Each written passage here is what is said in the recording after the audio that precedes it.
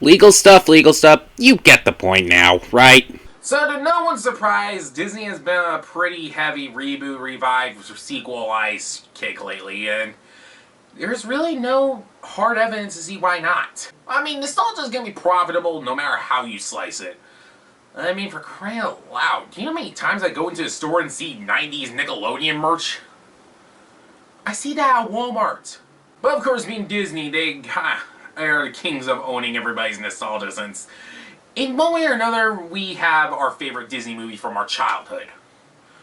Or in some cases, favorite TV show. I'm not making this up. They actually have Kim Possible shirts available on Amazon, and they're new. And I'm not talking about the live-action remake. Oh god, no. Doesn't surprise me that Disney has been doing this a lot lately with their TV shows. And some of them have been pretty good, like DuckTales 2017 and Kansas Against the Universe.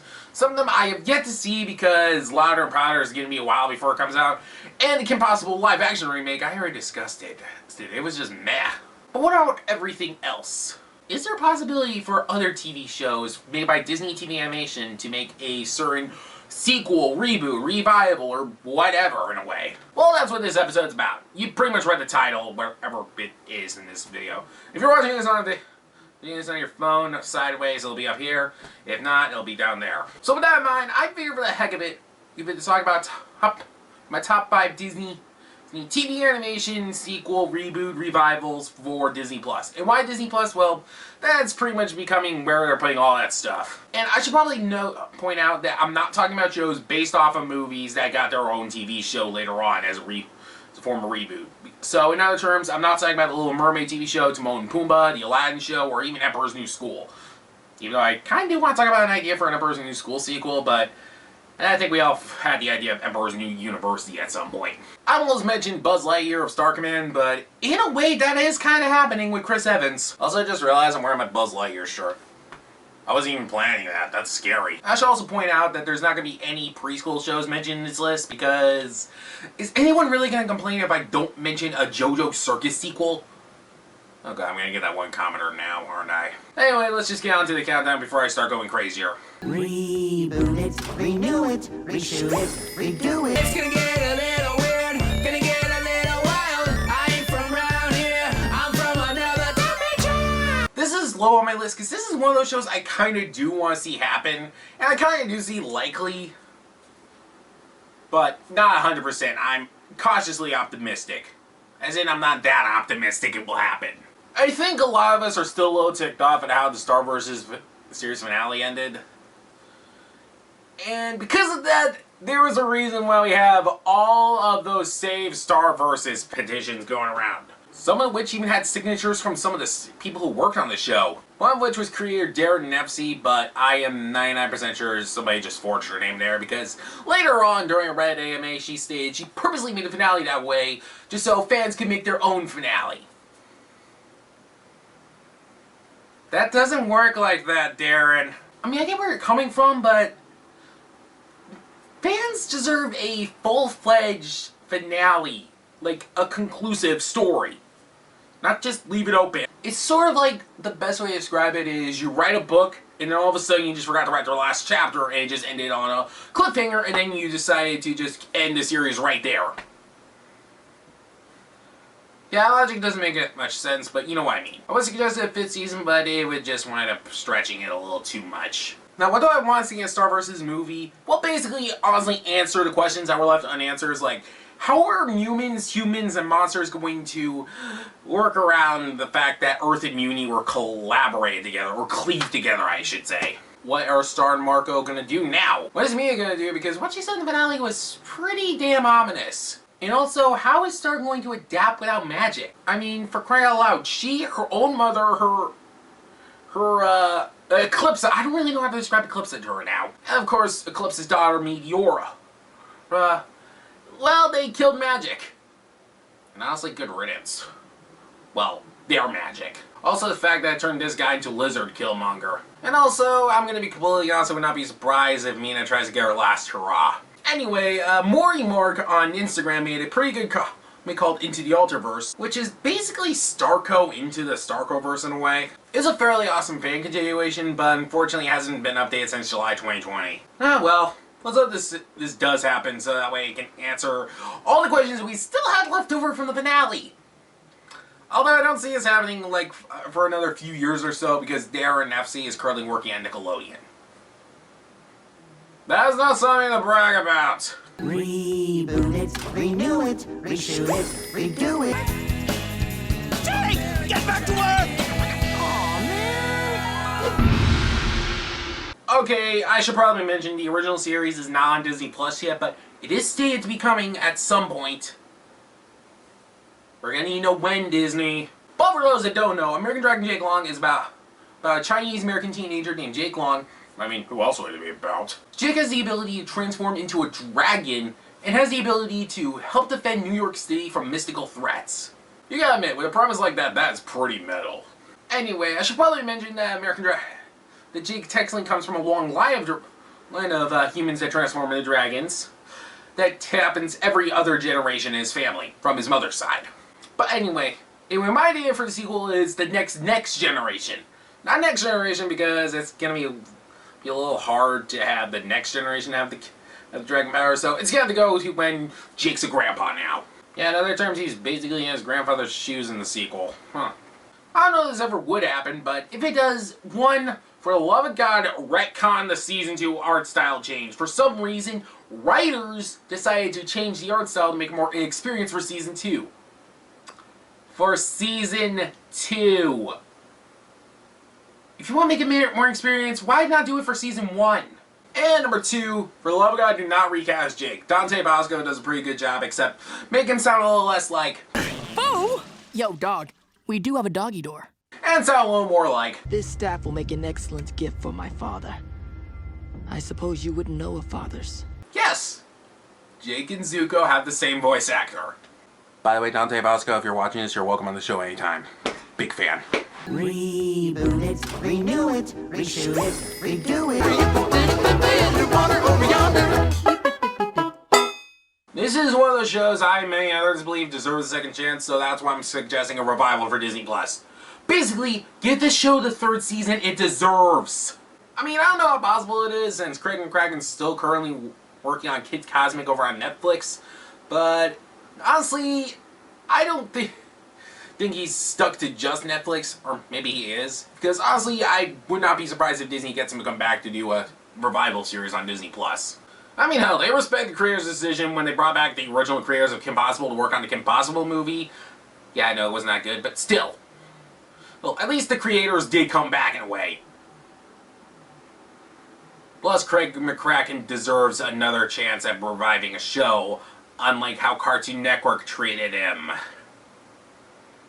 I am never going to forgive them for this crap. Anyway, Disney, just bring back Wander Over Yonder onto Disney+.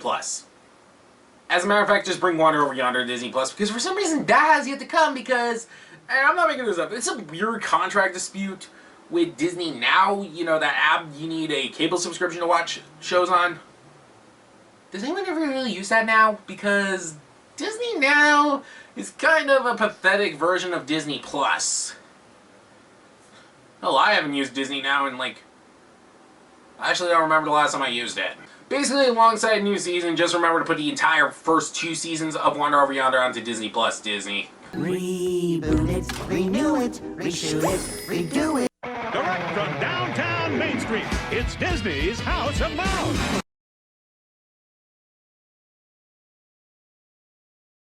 While some of us are impatiently waiting for this show to come to Disney Plus finally, let's talk about the idea of a possibility of a reboot. Basically, the whole idea would be the same show, slightly different. Yes, I know that makes no sense when I say it, but still. It would basically be a reboot with some callbacks to the original, sort of like how they did with the Animaniacs reboot. And yes, I have been using a lot of Animaniacs clips in this episode, why do you ask? Now, they could easily just make new animations and just slap on the Paul Rouge cartoons, which is fine, but we have yet to see this version of Mickey in 2D animation since, I think, Mickey and Donald Goofy, the Three Musketeers. And this kind of version of Mickey has been stuck to just CGI kids cartoons for Disney Junior. And trust me, we need more than just that, right, Mickey? Oh, yeah! Oh. So yeah, basically make new 2D animation versions of this Mickey. I mean, there's nothing wrong with the Paul Rouge versions. I love those. But come on, it doesn't hurt to change it up every now and then, doesn't it? Like animation's sort of like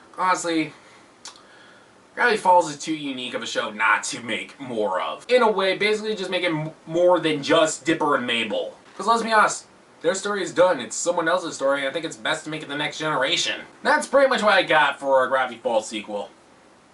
I'm going to put my knit cap back on. My hair's all over the place. That's why I've been wearing a knit cap the entire episode. But tell me what you guys think. What show do you want to see sequelized, reboot, or revived on Disney+.